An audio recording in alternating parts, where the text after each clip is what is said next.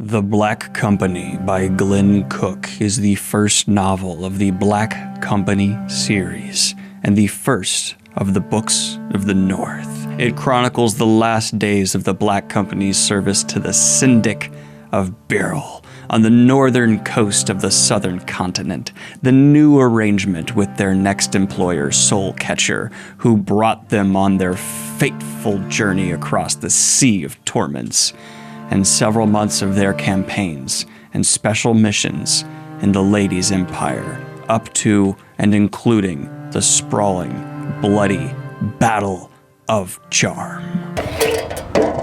Just crowded enough to send my social anxiety. It's spring here in Boston, first day where it's like 75 plus, and I spend way too much time inside, and after emerging from my first New England winter, which was not that bad, I figured why not use my job as an excuse to record outside today. So we're here at a local park to talk about Black Company, one of the foundational fantasy books for the grimdark genre by Glen Cook. Definitely in the top 5 most requested books in the history of the channel. I have not gotten to. I started it before, but didn't finish it, and that was before I really got into reading a whole lot of grimdark stuff and enjoying it. So I figured now that I've gotten a lot of that genre under my belt, I should go back and read a book that a ton of authors who I really love and respect have cited as their inspiration for writing what they have written. And I'm gonna have a lot to say about Black Company because it is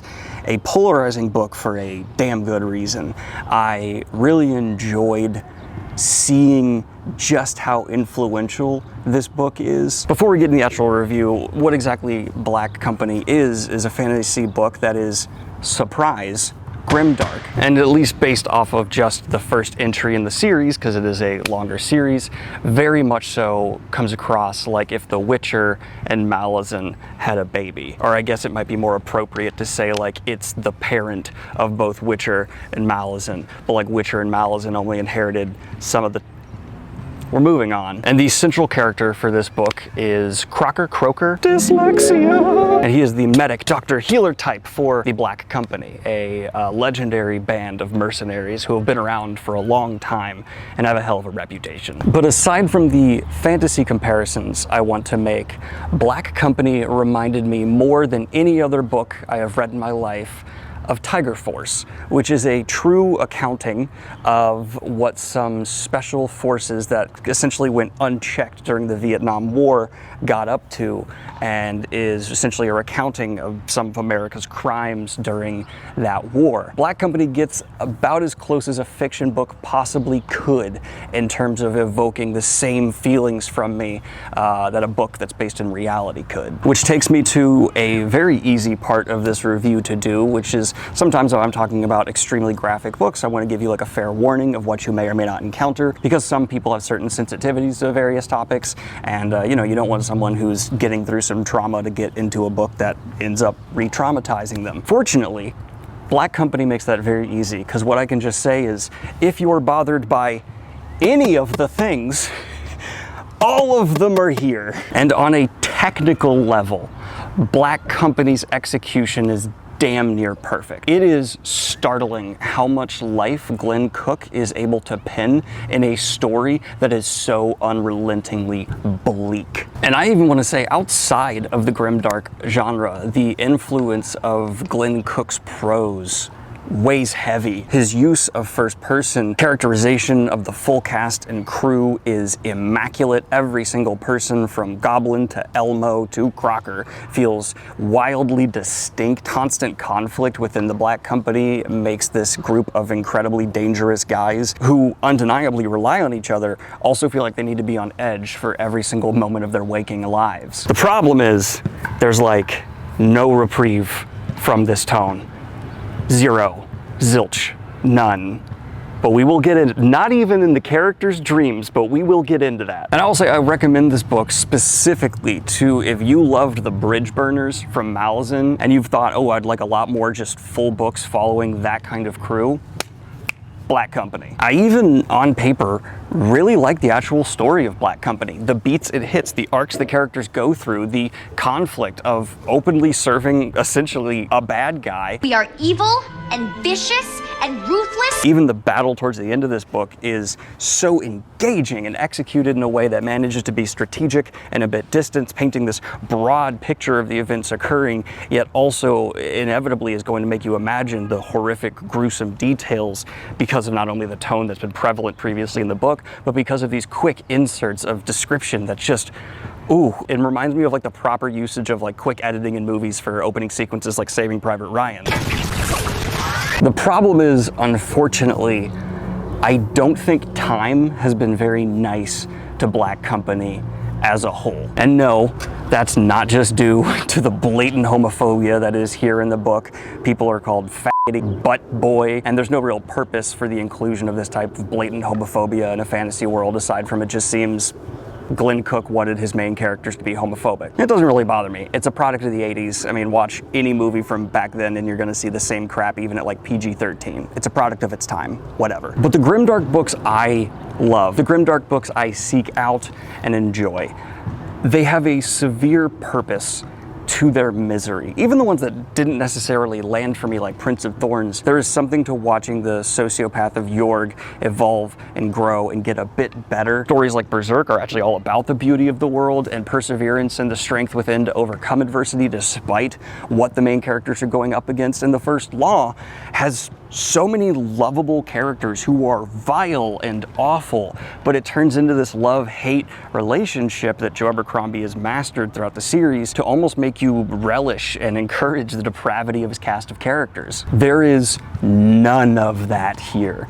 This is grimdark in its rawest, most distilled form. A book about awful people in an awful world not wanting to do better or be better or overcome some great evil, and instead they're a part of it. I guess you can join up with us if you want. Yeah, we're gonna go to the graveyard and write poems about death and how pointless life is. No thanks. I love life. Huh? But you just got dumped. Well, yeah, and I'm sad. But at the same time, I'm really happy that something can make me feel that sad. It makes me feel alive, you know? It makes me feel human. The only way I can feel this sad now is if I felt something really good before. So I have to take the bad with the good. And to be clear, I'm not trying to say this is objectively bad or wrong. That's why I'm specifically saying for my own preference for how grimdark has evolved, it's just going in the opposite direction. This is far more for Prince of Thorns fans than First Law, if you're not a fan of both. Following characters who are just viewing women as assault victims or seductresses or ugly, having them be rather okay with rape and pillaging, having our main character wake up from a dream where he's to 12-year-old girls. I'm not here for that. As a critic, I'm able to distance myself and say, it's well done, but Jesus Christ. And there are moral lines for our characters that we come across, but they are so far down the hill that it doesn't even feel like bare minimum. It feels like it's left bare minimum in the rearview mirror on the highway 10 hours ago. So like, yeah, there's more evil people. Just like Ted Bundy, I guess, is more evil than the guys who are in the book Tiger Force, but I don't really want to get into a debate about the details of that. If I had to point out a positive, some of the monster stuff going on here was really fascinating, and I actually kind of would enjoy a Black Company series that maybe was on a more redemptive path or found some light in some way. And this is a first entry, maybe the series does later on. Let me know in the comments down below, and I could even be encouraged to go further. But oddly, it was actually the broader picture of what this book was painting, not the individual, that made it so hard to swallow these things that in a different story could just be a part of a wider theme, of a wider context that gives you hope or something to grab onto. I just personally feel like grimdark, well, it's certainly taking inspiration in here, and there are aspects to respect and study, has improved. Again, I need to caveat that by saying both I like, but I do find it to be a general improvement of the genre to use the worst of humanity, but for a purpose. That doesn't even need to be positive or hopeful and inspiring. I just, from beginning to end, struggled to find meaning in Black Company that perhaps other readers have found and is there. Maybe it appears in later books. That's certainly the case for a lot of fantasy series. And I can't help but also ding it a little bit for having this cover, yet Dr. Doom does not show up once in the book. I don't know what in the hell that bullshit is about, but who let you put Dr. Doom on the cover? Let mankind beware, for Dr. Doom has attained powers without limit. Few last minute thoughts here I had while editing. This, I want to give credit for not utilizing grimdark elements for shock value. Despite everything I've said here, Black Company has some of the worst you can possibly pin in it, but it's there for purpose. It's there for genuine rhyme and reason. So full marks there. I don't think Glen Cook is one of these grimdark authors who is just reveling in pinning torture porn. And on top of that, it has very little lore to it. This is not something that's going to ever feel like a Malazan or anything near that level, but there is a life and vibrancy that I've mentioned before, and I just don't want to imply that this has like some sprawling Silmarillion-esque angle to it. Instead, it's far more grounded, far more down to earth, yet vivid. Does that make sense? It was fun imagining Elmo as just Elmo, though. 10 out of 10. As for a numbered rating, let me wait for the wind to pass. As for a numbered rating from me, this might come as a bit of a shock, but I hope you can understand. I'm giving Black Company a really solid 7.5 out of 10. It's technically absolutely fascinating. If you're a grimdark completionist or someone who wants to write grimdark, definitely check this one out. Understanding the roots of a genre you love is absolutely important if you want to contribute to it, grow it, but outside of that group, it's not really going to be on my recommend list, and I would now give it the honor of, if my dad was going to read any book in the history of my channel, this would be the one he hates the most, no question. It is going to be my go-to definition example of respect it, do not enjoy it. The fact that I had to compare it to a real-world recounting of war crimes, that should tell you all you need to know.